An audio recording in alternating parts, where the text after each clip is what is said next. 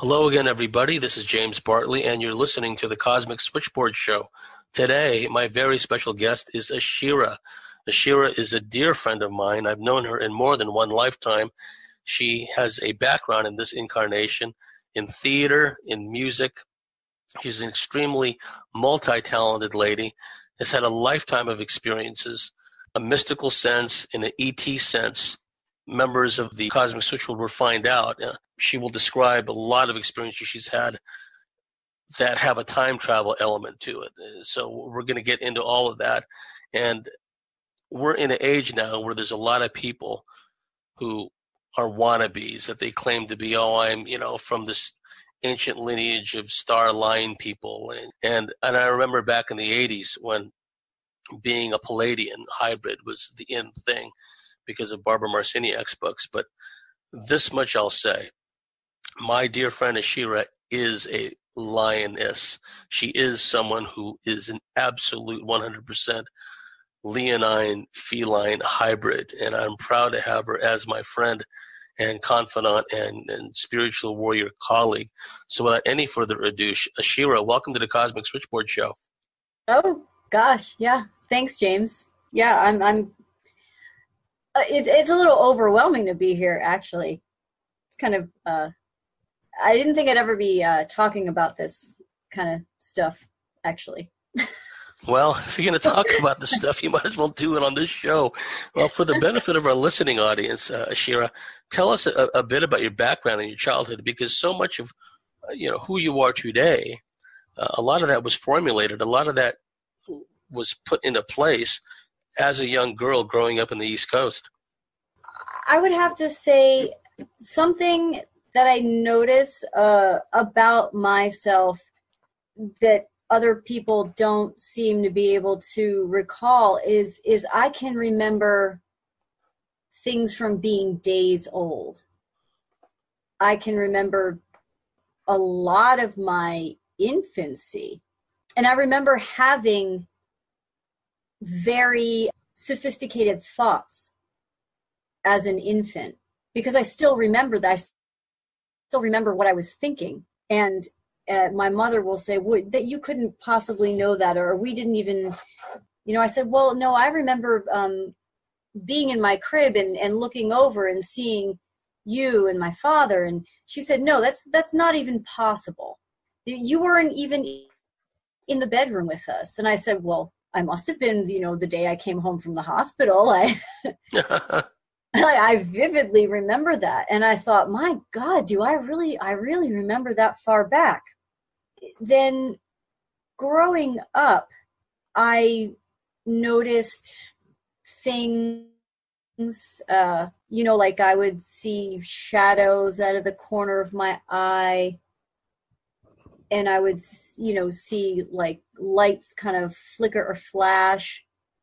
And I really wasn't sure, is that normal? Or you don't really know, I guess, when you're a kid. I would have these moments. And this is before I remember seeing anything, actually, before I remember seeing the shadows of the corner of the eye or the flashes of light. My very first kind of psychic or mystical, or my gosh, I'm not quite sure what experience this was. And it was between, I would say, 3 and 5 years old. I would be in the bathroom, was looking in the mirror, and suddenly have this really disconnected feeling, like I was being pulled or lifted up, and I wouldn't even see myself anymore. Things would either go black, or I remember vividly one time I was like up in space. I went from looking at myself to suddenly just seeing the earth from outer space and still feeling like I was being lifted and pulled away.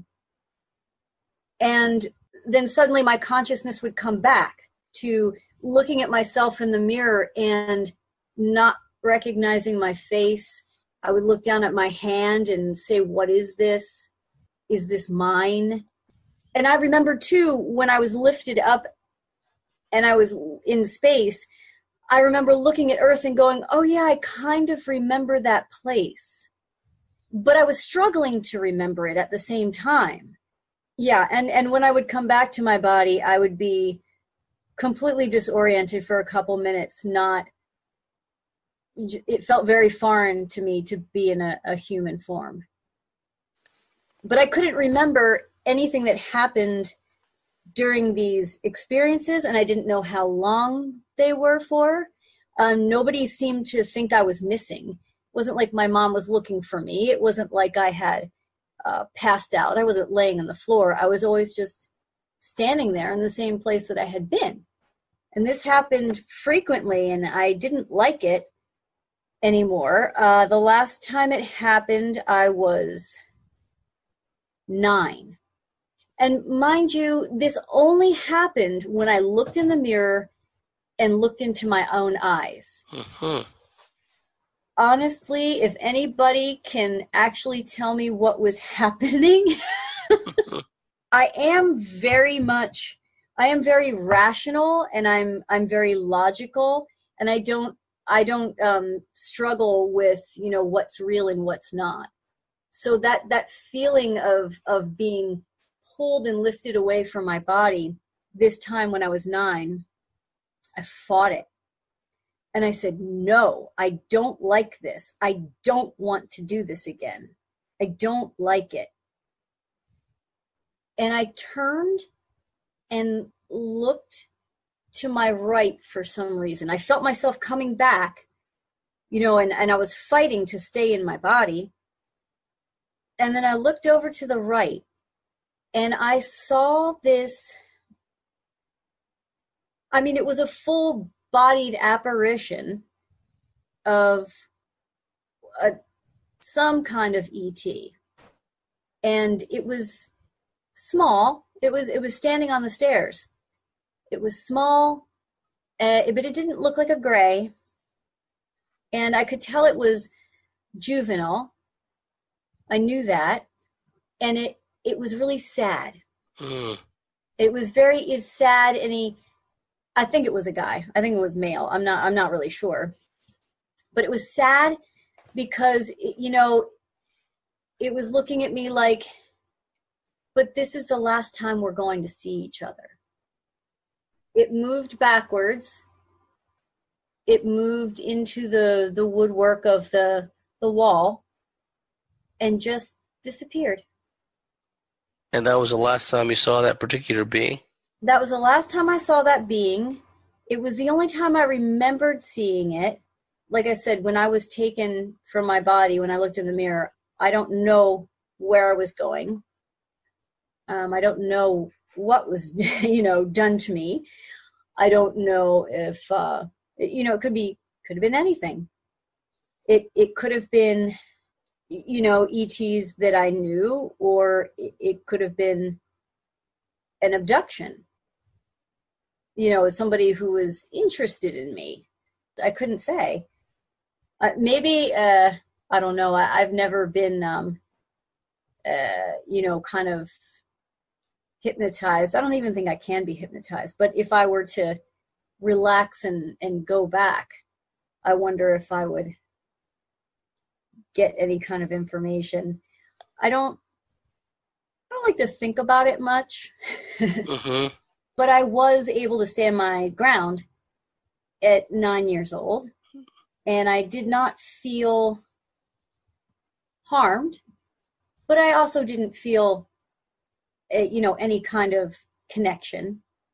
I didn't think I was special. I just thought, my God, what is this? And I don't really think I like it. And I never saw that being again. I remember as a child, my father was a physicist, actually. And we would sit on the porch at night, and he would try to get me to calm down and go to bed. And he would tell me about the stars, and we'd look at the stars, and he'd tell me about the speed of light and how when we look at the sun's light, we're actually looking back in time because that light had already happened, where the sun was. And he got me really, really early on thinking about time travel, honestly. And I would look up, and he showed me some constellations, but the only one I could ever pick out was Orion. Uh-huh. And I have to say, Orion terrified me. I felt like he was watching me. Didn't like him. I did not. And I would almost have that creepy feeling sometimes at night where I felt like I was being watched, and I would, turn around and look up and go, oh God, there's Orion's belt. Yet I would look off to the Pleiades and think I really wanted to see it clearly with my naked eye, kind of a thing. And so I was always looking in that direction. Kind of odd little things. I think after 9 years old, after I stopped having those strange experiences, that's when I started really, the psychic stuff really started to happen, where I would see the shadows or the lights. I saw a full body apparition in my window one night staring in at me. I mean, I could describe like the dress she was wearing. It was like late 1800s, and it was like a houndstooth check. And I mean, it was so detailed, and I could see all the details from across the room and out the window. I could see how detailed she was in the darkness. Only she didn't have eyes or a mouth. There were just these big black kind of spots where that should have been, which was utterly terrifying to see. I remember one night there were these two dark, they were like blobs of darkness, and one was round and one was like long and skinny, and not really skinny, but like long, more oblong, and one was very round. And they were in the corner of the room, and they were kind of undulating. And then they came around to the foot of my bed, and they must have, I don't know how long they were there. And at that time, my sister as well was sharing a room with me. We had bunk beds, and I was on the top. So of course I saw these things. They were staring right at me and floating high up. At some point, she comes and runs and jumps into my bed. And that's when they moved to the foot of the bed now. I didn't know what this stuff was, but it suddenly occurred to me that what we needed to do was hold each other and focus on our love. And somehow I knew that the energy of love and that heightened vibration would get rid of them. And it did. Nobody told me these things. A lot of these things, I just did. I don't know where it came from. There was one time I saw a body, a person, it had legs. It was a figure, but there was this bright light all around it. I mean, it was like red and yellow, and I saw it walk into my sister's room. I'm in the living room watching TV, and I can hear my mom in the kitchen washing dishes. And I thought she had stopped washing dishes and went down the hallway, walked into my sister's room. And so I jump up and run into the bedroom thinking, wow, I just saw your aura. And by the time I get to the center of the room, I realize I'm in there alone. And I ran back out, and I looked at my mom was still in the kitchen, and I think that's a time where I was really scared, and I thought, okay, something's going on here. And I don't think this happens to everybody. Yeah, there comes a point in time when, and this was the case with me, you've had so many as a child unusual experiences, and we tend to put them on the back burner because we don't have a context for it, at least consciously, right?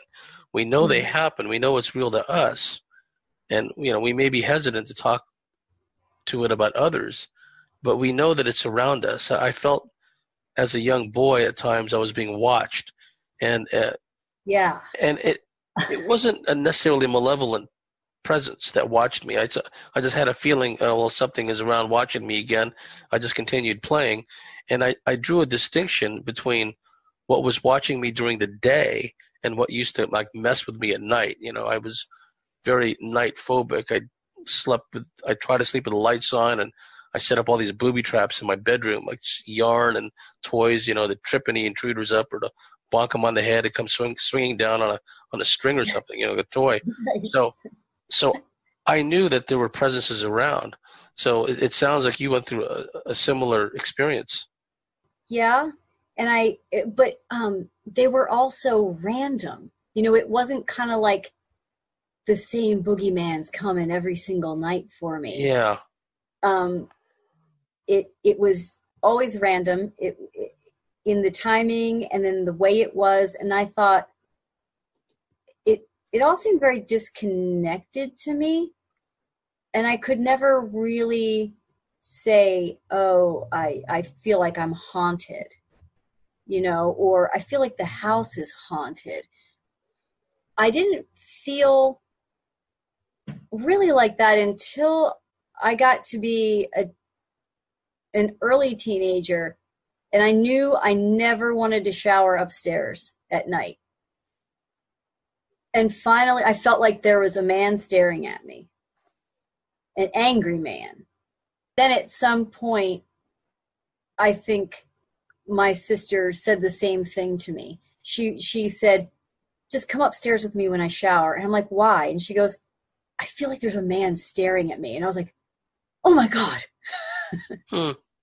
So actually, I guess the cool thing about it is that my sister and I, before we saw those dark, undulating shadow things, I didn't think that she had experiences.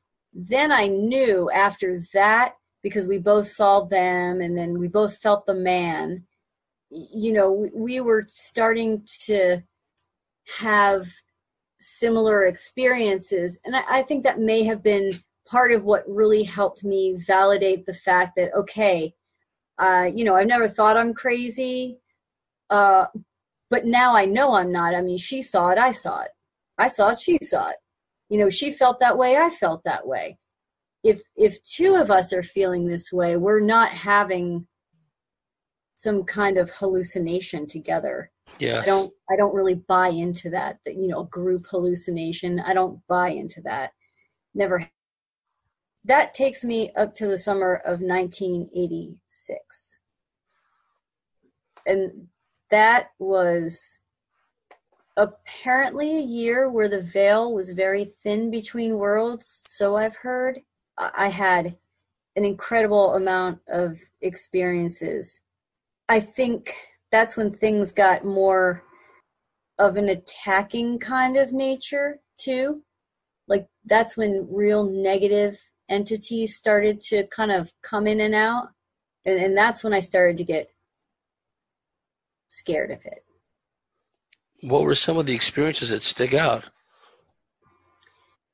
I would have dreams and then also kind of reoccurring visions and thoughts. Like it felt real. I felt like this person was not even there in my dreams, but also in my reality. I could still feel him. It was like a man that was chasing me and chasing me through time. There was one where I had this dream and a vision all at once. It was kind of like I had this scary dream, but when I woke up, I had the vision, like I had some kind of recollection of a life in France as a singer, but on a little stage that I think there were, probably, I don't know what, Moulin Rouge type girls. But I don't remember being like them. I actually remember being very tall and having long red hair,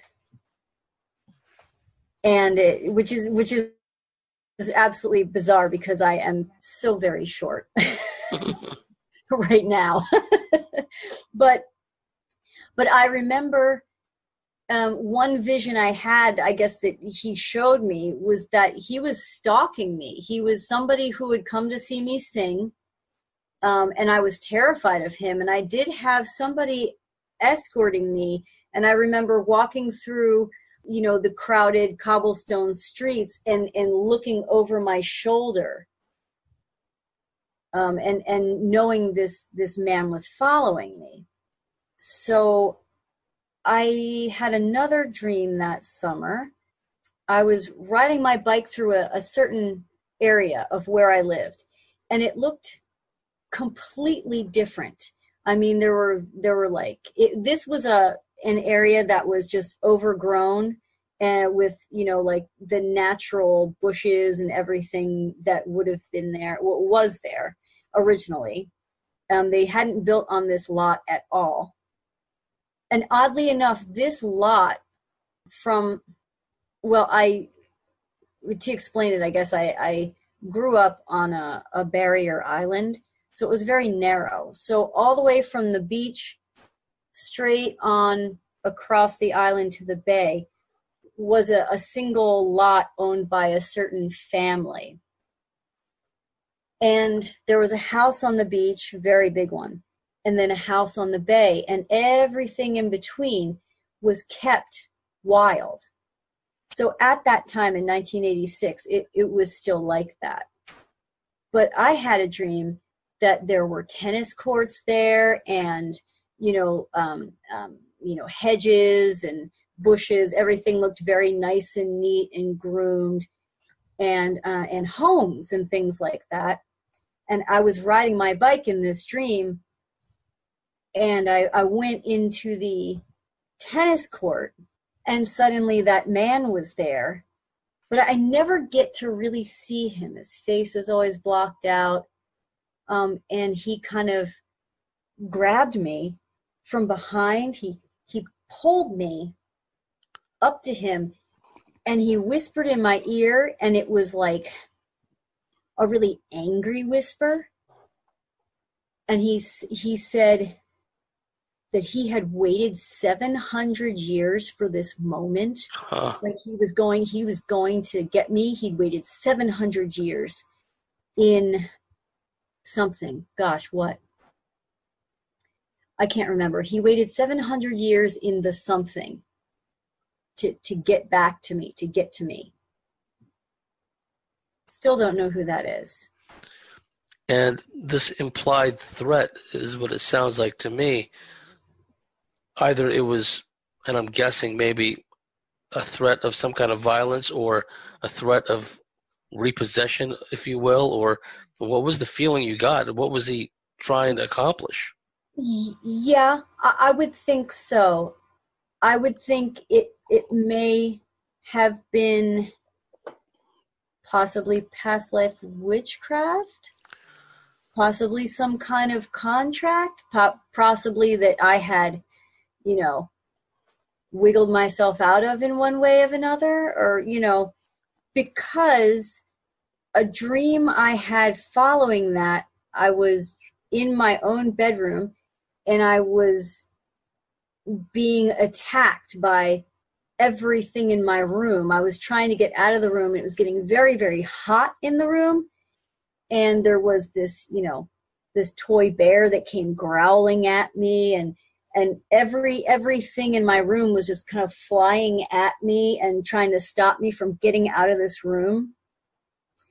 And I then woke up, for real, jumped up and ran out of my room, ran into my sister's room, and grabbed her, and she shoots up and looks at me out of a dead sleep and goes, "Your room is on fire."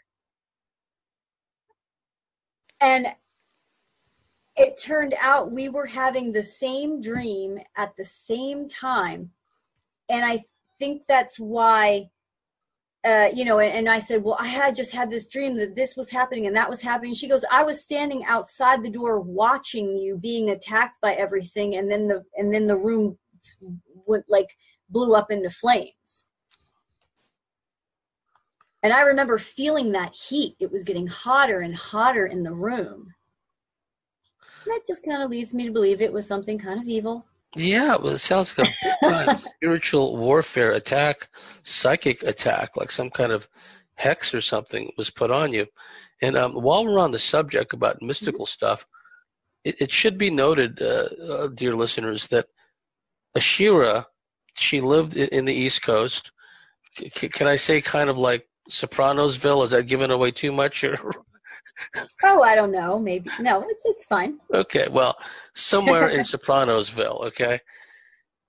She lived in an area, and we still have stories about this coming from that part of the world, where there are strange temporal time slips. There are strange time slips, time anomalies. People will look up and see other people dressed in clothes and in horse and buggy from another age, another era. And some of that is in your background as well, isn't it, Asherah? Where it seemed at a certain point in time, the things that had happened in your past lives, like you pointed out earlier, were starting to merge or catch up with what was going on in your regular life. Yes, that did happen. That did happen, and it was actually that same year of 1986 when it became personal. And I was also beginning to realize that where I lived, the area I lived, was quite haunted. I don't know why no one ever really talked about it. We didn't have, books in the general store, kind of a thing like, ooh, haunted this or haunted that. It wasn't something anyone spoke of. But there was a battle of the Revolutionary War fought on the beaches there that I didn't know about until much later, until after I had a dream about it, I think. The time slips, though, this particular one was like nothing I had experienced yet. I did see the woman outside of my bedroom window. And mind you, that was at least 10 feet off the ground. There's no way she could have been actually standing there. Oh, yeah. She was levitating. And I did see that she was, wearing different clothes. And I was awake. But this was like, it was almost like our timelines met. Like time had looped and touched for, maybe 20 minutes. I mean, it went on for quite some time. You're talking about where it seemed like two different eras or two different periods in time kind of merged. Yes. And were you like, the young woman in that era, or did you kind of slip back and forth between you and maybe a previous you from that other time period? My consciousness stayed with me in my body, but it was almost, how in The Shining where the guy's just walking down the hall and he starts to hear some music and some sounds. And so he starts to go towards that place. And when he opens up the ballroom, there's a whole party going on. Yeah. It was kind of like that.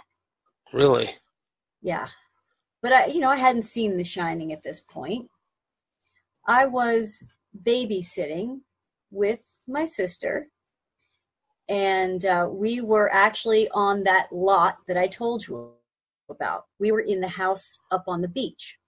And that we were watching a baby. Well, while the baby was in the bed, for some reason, we said to each other, let's go run up to the gazebo up at the beach and look at the water and look at the moon for a minute. And When so you were we did. when you were supposed to be watching the baby. When we were supposed to be watching a baby. Okay, now here's the thing. Thoughts were kind of just going into our heads for no reason. Things that like when you look back on it, you're like, my God, who would leave a baby in a house alone, right? Yeah. We wouldn't do that. But we both were just overcome with this, let's go up to the beach and look at the moon kind of a thing and the water, and off we went. And we ran out the back door and around the pool and up the pathway into this gazebo. And the pool that was, from the time I can remember being a kid, because we used to kind of run and cut through that yard just to do it. It was never full of water. It was always like, a breeding ground for mosquitoes. It was always like the water was like low in the bottom of this gigantic, like round, deep pool. And it was always like green water, and there were ducks in there. And Yeah. it was always like this nasty pool. And so we ran around the whole nasty pool and up there, and we're just standing there, just kind of staring at the moon, staring at the water, the beach. And then, almost trance-like. And I say out loud, for no reason, or was it, let me see. No, I think my sister suddenly snapped out of it and she goes, oh my gosh, I have to go check on the baby.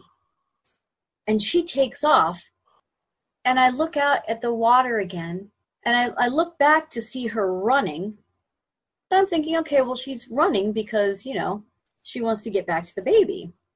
But then I look out at the water again, and I start to feel something around me. And I said, yeah, there are a lot of memories here. What? I was 15. A lot of memories here. And then suddenly I heard glasses clinking. I heard, chit chat. I felt like someone was glaring at me. I mean, mad. This guy, he was glaring at me. And I turned around and looked, and in the moonlight, I saw people elegantly dressed. I mean, like the outlines of people, and they had drinks like champagne in their hands, and there was all this clinking and chitty chatty, and just, it looked like this beautiful, elegant party. And I was like, wow. But then I could tell that he was behind them, but I couldn't see him, but I could feel him. He was very upset with me for being there, and I shouldn't be there. And I thought, oh, I better go. I better go find my sister now. And I took off. I walked out. And then I felt like he was following me. And so I walked a little quicker and a little quicker. And I could feel his energy really rushing up behind me. And I thought, my God. And then I took off running. And I got to the gate where the pool area was. And I thought, oh, actually, I forgot. I had a thought before I got there. I thought I better be careful around the diving board of the pool, because I immediately turned around while I saw my sister running and thought, I hope she doesn't trip over the diving board of the pool. And I see her head disappear and then come back up again and keep running. And that's when I felt comfortable enough to say there were a lot of memories here. And so now I'm running, and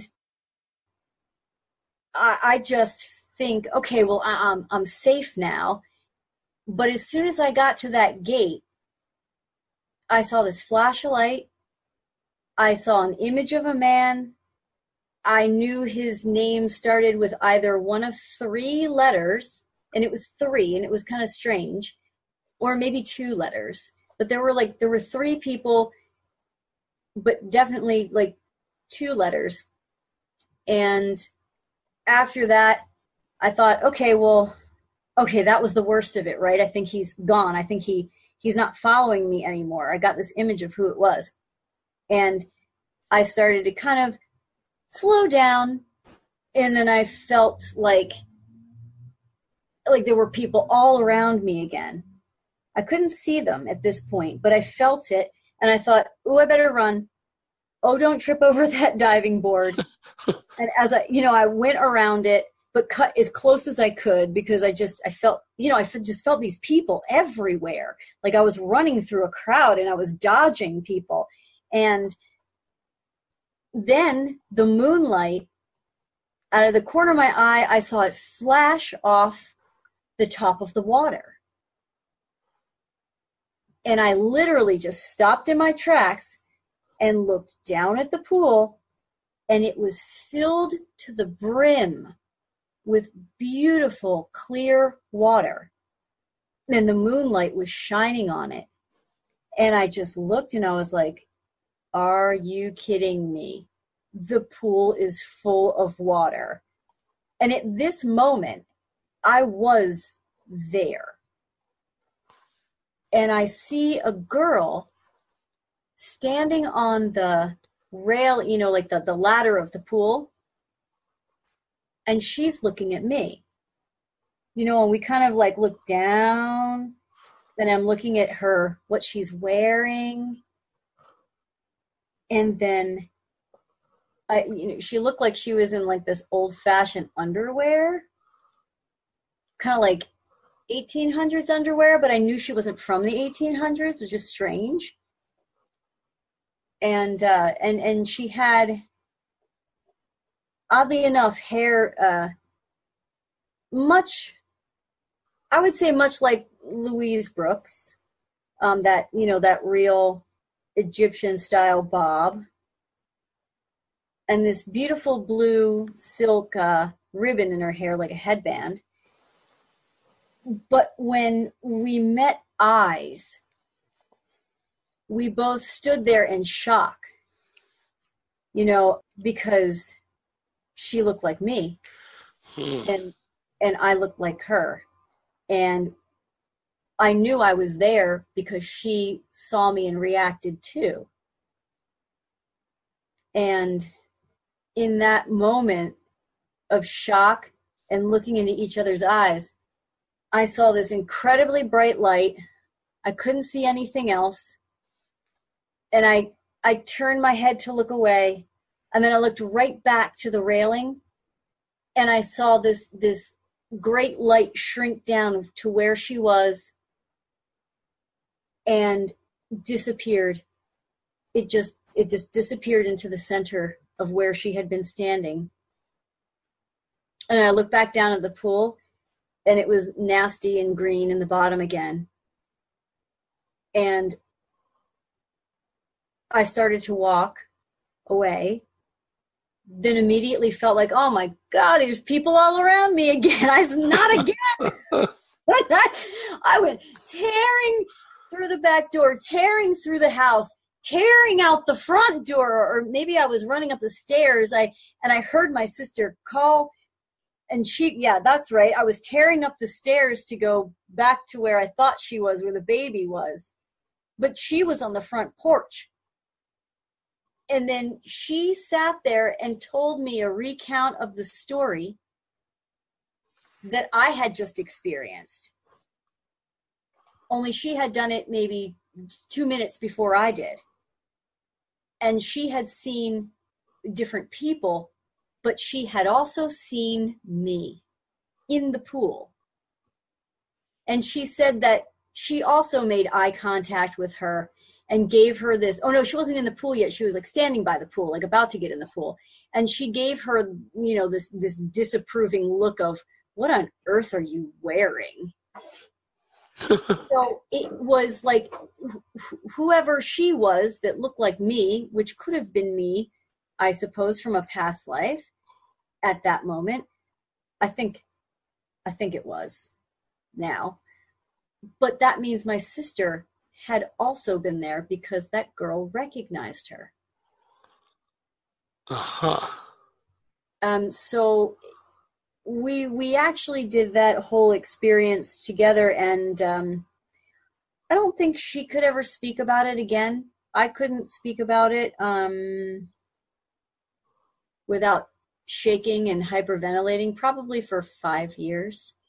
When I did finally start to ask some questions about people that may have known the history of the house and the area, I had complete validation that there were 2 brothers with the name starting with the initials that I had thought of, and that there was trouble between them with a woman, and there was a father who was pretty much a mogul, let's just say, in that area at the time, that my sister had seen.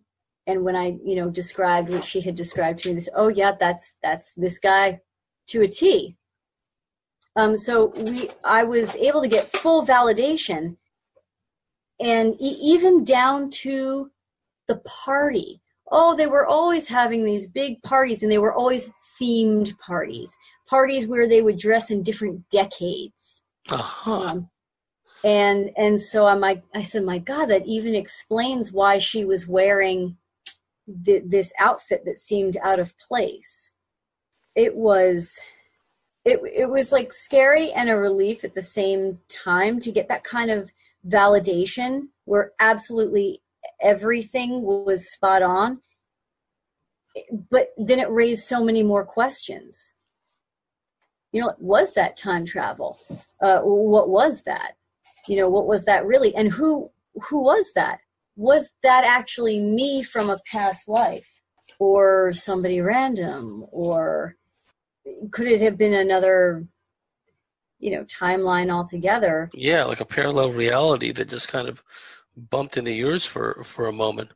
But then later after that, and now we're heading into my 20s at this point, I started to have some dreams about the area, and I had dreamt that, well, I was walking along and it was starting to rain, and I had just hit that street where the property was, where the house was, and but the ground had not been paved over yet, and an arm reached up out of the ground and grabbed my ankle. Oh, wow.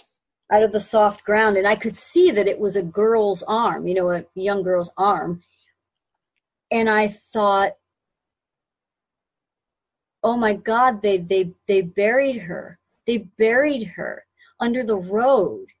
They killed her. Oh. Because, I had always heard, if you see yourself, you're going to die. You see the ghost of yourself, or you see, something like, I had heard that somewhere. And I thought, for a while, my God, I think I just saw myself. I'm going to die. But I don't think I did. But I think she did. I think that was moments before her death. I think that man was very angry at her. And I had also had dreams growing up of green trucks, all kinds of makes and models, but always, it could have been a Mack truck, or an old-fashioned, like 50s or 60s kind of a truck, 40s kind of a truck. But it was always this dark green truck running me over. No matter where I went, where I hid, this truck would come and run me over.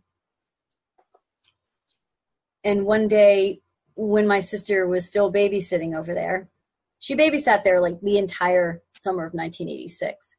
She said, you got to get over here. And I went, okay.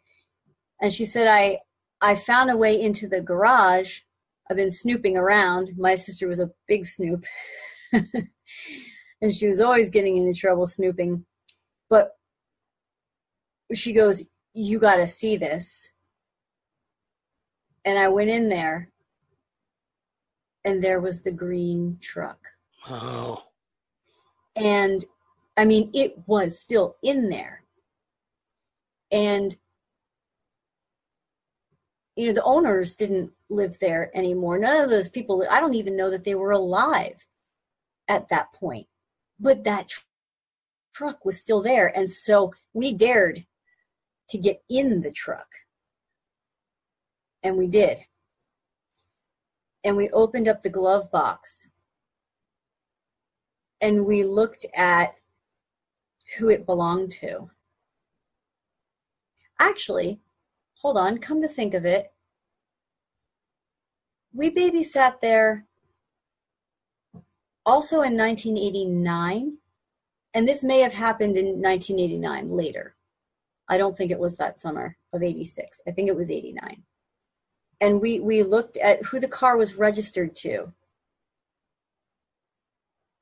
And it was the same names with the same initials that I had gotten back then in that flash when I saw the man chasing me. And that was pretty much it. We were pretty freaked out. I mean, it was such, who gets that kind of solid 3D hard evidence? Yes. I don't know. It was so overwhelming and so profound, and we just kind of like stepped away going, I don't even know what to say. And my sister also had terrifying dreams of having to ride in this truck with this doctor who had very friendly and wandering hands. I mean, she remembered these hands. She talked about these hands, how much she hated that. And then we also found out later that there had been this doctor who was kind of like, you know, Chester the molester. And that may have tied into the girl's hand coming out of the ground, where he might have done something to her or something. Yes. Well, later on, now we're talking maybe 10 years later. And I had gone to beauty school. I had pursued acting and did it, you know, locally, yet professionally, performing, did touring children's theater. I sang in a restaurant. I did some dinner theater. I did some community theater for fun, kind of a thing.